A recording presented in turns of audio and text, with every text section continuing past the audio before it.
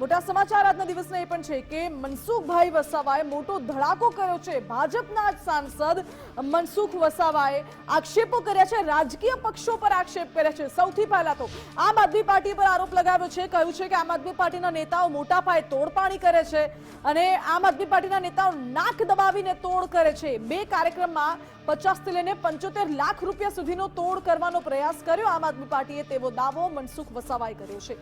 આ સાથે જ સાંસદે એવું પણ કહ્યું છે કે અધિકારીઓને તતડાવીને મોટા પાયે ભ્રષ્ટાચાર કરે છે આમ આદમી પાર્ટી। બીજી બાજુ નામ લીધા વગર સવાલ એ ઉઠી રહ્યો છે કે શું મનસુખ વસાવાએ નામ લીધા વગર ચૈતર વસાવા પર નિશાન સાધ્યું છે કે કેમ, કારણ કે આ તમામ પ્રકારના આક્ષેપો તેમણે કર્યા છે। નર્મદાના કાર્યક્રમમાં ભ્રષ્ટાચાર થાય છે તેનો ઉલ્લેખ કર્યો છે। નર્મદામાં બધાની મિલીભગતથી ભ્રષ્ટાચાર થાય છે તેવો પણ આરોપ લગાવ્યો। એટલે બધામાં કોણ આવે છે? અન્ય રાજકીય પક્ષો છે કે અન્ય રાજકીય પક્ષોના કોઈ નેતા છે જે એકબીજાના પક્ષો સાથે મળેલા છે? આ સવાલ પણ ઉઠી રહ્યો છે। સૌથી પહેલા સાંસદ મનસુખ વસાવાએ શું નિવેદન આપ્યું, પહેલા એ સાંભળો।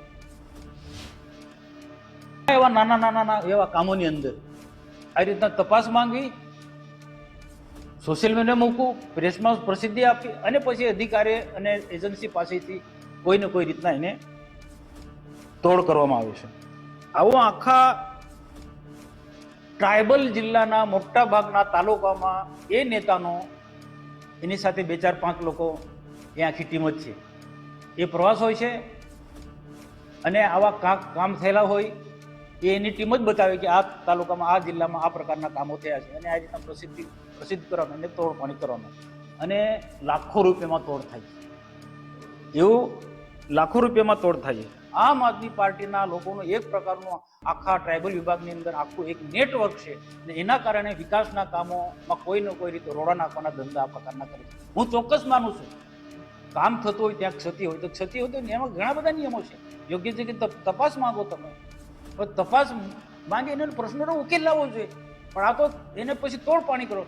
આના 75 લાખ રૂપિયા માંગે, તમે વિચાર કરો, આમ તો રકમ મોટી હતી, બંને જગ્યાની મોટી ખર્ચના પ્રમાણે એમને મોટી રકમ માંગી, પણ છેલ્લે 75 પર આવ્યા કે 75 અમને આપો। આ નિવેદન પર અત્યારે રાજકારણ તેજ થયું છે। સંવાદદાતા આશીષ પાસેથી માહિતી મેળવીશું। આશીષ, મનસુખ વસાવાએ આમ આદમી પાર્ટી પર ભ્રષ્ટાચારના આરોપ લગાવ્યા છે, શું ચૈતર વસાવા પર નામ લીધા વિના નિશાન સાધ્યું હોઈ શકે?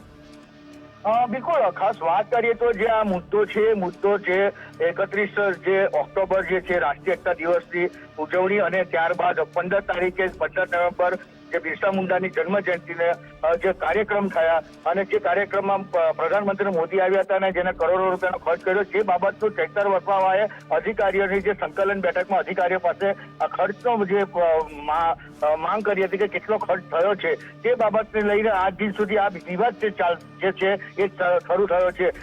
વાત કરીએ તો આજે સાંસદ જે પ્રેસ કોન્ફરન્સ સોમલમ ખાતે યોજી અને પત્રકારોને જાણકારી હતી કે જે ચૈતર વસાવા છે જે એક તરફ અધિકારીઓ પાસે ખર્ચ માંગે છે કે આ જે પ્રોગ્રામ થયા છે એનો ખર્ચ માંગે છે, બીજી તરફ એ જે અધિકારીઓ પાસે ટકાવારી માંગવા જાય છે। એટલે આજે સીધો આક્ષેપ ચૈતર વસાવાનું નામ લીધા વગર મનસુખ વસાવાએ આક્ષેપ કર્યા છે કે ચૈતર વસાવાએ જે અધિકારીઓ જે છે તેમની પાસે 75 લાખ જેટલી મોટી રકમ જે માંગી છે, ટકાવારી પર માંગી છે। એટલે આજે સિલસિલો જે છે હવે જે રાજકારણમાં ભૂકંપ આવતું જાય છે, કારણ કે જે વારંવાર આ જે આપના ધારાસભ્યો છે ચૈતર વસાવા છે તેઓ અવાજ ઉઠાવે છે, ખર્ચના એ માંગે છે। એક તરફ નીલ રાવ અને જે નિરંજન વસાવા બે વચ્ચે અત્યારે હાલ બબલ થઈ હતી દારૂને લઈને, ત્યારે આવા જે કિસ્સાઓ જે સામે આવે છે ત્યારે આ એક નવો આક્ષેપ આજે સાંસદ મનસુખ વસાવાએ લગાવ્યો છે ચૈતર વસાવા પર જે નામ લીધા વિના કે જેને 75 લાખ રૂપિયા લાખની આ ખંડણી અને જે માંગ કરી છે, કારણ કે જે ખર્ચ થયો છે જે ટકાવારી હોય છે, ટકાવારી ના આક્ષેપ સાથે આજે મનસુખ વસાવાએ પ્રેસ કોન્ફરન્સ યોજી હતી। ત્યારે કહી શકાય કે જે રાજકારણ જે છે નર્મદા જિલ્લાનું એ આ ભાજપ અને કોંગ્રેસ વચ્ચે તેજ થતું જોવા મળી રહ્યું છે। મનસુખ વસાવાએ એમ પણ કહ્યું છે કે કોઈ પણ ભ્રષ્ટાચારી નેતા હશે, ભલે આપનો હશે, ભાજપનો હશે કે કોંગ્રેસનો હશે, અને સાથે મારી સાથે ફરતાનો માણસ હશે, પરંતુ જે ભ્રષ્ટાચાર કરશે તેમને હું છોડું નહીં, એમ કરી મનસુખ વસાવાએ ચીમકી પણ ઉચ્ચારી હતી। ઓકે આશીષ, એટલે સવાલ એ પણ છે કે નર્મદામાં બધાની મિલીભગતથી ભ્રષ્ટાચાર થાય છે તેવો આરોપ લગાવ્યો છે, તો શું ભાજપના કોઈક નેતા આપ સાથે ભળેલા હોઈ શકે છે, એ તરફ ઇશારો કર્યો છે મનસુખ વસાવાએ?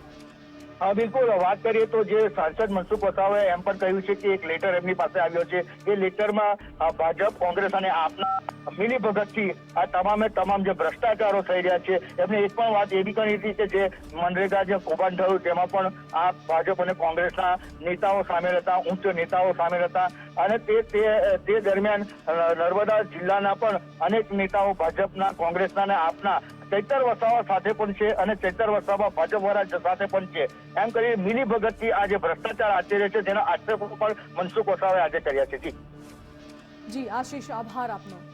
એટલે મનસુખ વસાવાએ એવું કહ્યું છે કે એક લેટર તેમની પાસે આવ્યો હતો અને એ લેટરના આધારે તેમનું એવું કહેવું છે કે મોટા પાયે નર્મદા જિલ્લામાં બધાની મિલીભગતથી ભ્રષ્ટાચાર થઈ રહ્યું છે. શું મનસુખ વસાવાએ નામ લીધા વિના ચૈતર વસાવા પર નિશાન સાધ્યું છે? એ સવાલ ચોક્કસપણે સ્વાભાવિક રીતે ઉઠી રહ્યો છે.